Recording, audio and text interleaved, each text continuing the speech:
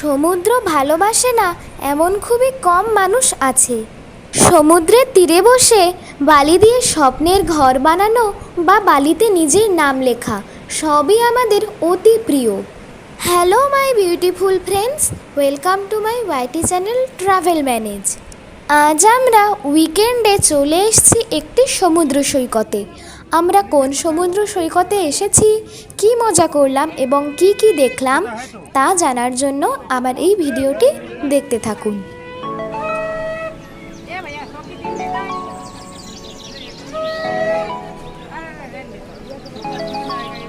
আজ আমরা গঙ্গাসাগরে সি বিচে এসেছি। এখন আমরা কপিলমুনি মন্দিরের সামনে সোজা যে সি বিচটি চলে এসছে সেখানে দাঁড়িয়ে রয়েছি।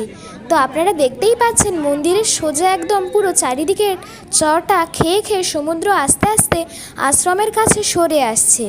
তো এই জায়গাটা এখন ডেঞ্জার জোন। এখানে সরকার থেকে সমস্ত বোল্ডার দিয়ে এই জায়গাটাকে আটকানোর চেষ্টা করা হচ্ছে, তাও সমুদ্রর যা গতি আটকানো যাচ্ছে না। নানা প্রচেষ্টা সত্ত্বেও চর ক্ষয়ে যাচ্ছে।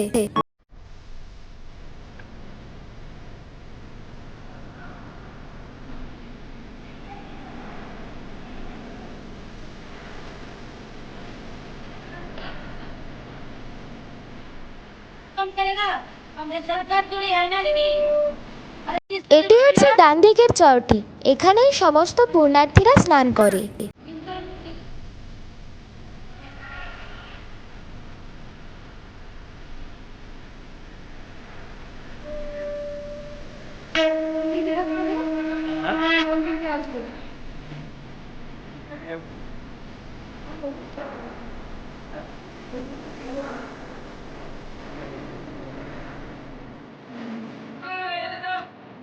আপনারা দেখুন কি দারুণ সমুদ্র সৈকত, দেখে তো মন আমার আনন্দে ভরে যাচ্ছিল।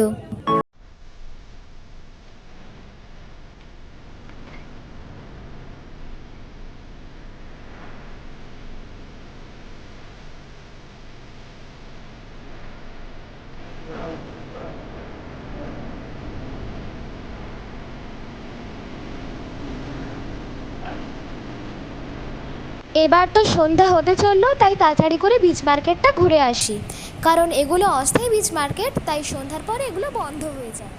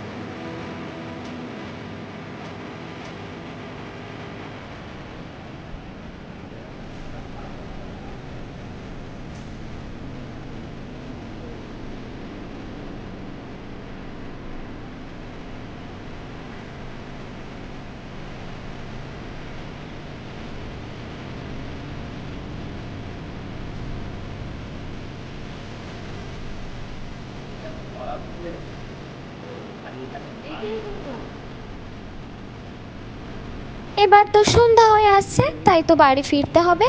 তাই ভাবলাম এবার তাড়াতাড়ি করে সন্ধেবেলায় সমুদ্রটাকে কেমন দেখতে লাগে তা উপভোগ করে নিই। সমুদ্রের ঢেউ যতই দেখি তাও মনকে শান্ত করতে পারছি না। তো এখন বসে বসে এই ঢেউগুলোকে উপভোগ করি। একের পর এক ঢেউ আসছে আর যাচ্ছে, অপূর্ব সুন্দর লাগছিল। মনে হচ্ছিল এইখানেই বসে থেকে যাই, বাড়ি ফেরার কথা আর মনেই পড়ছিল না। কিন্তু কি আর করা যাবে, বাড়ি তো ফিরতেই হবে। তাই সারাদিনের আনন্দটুকুকে সঙ্গী করে বিদায় নিলাম।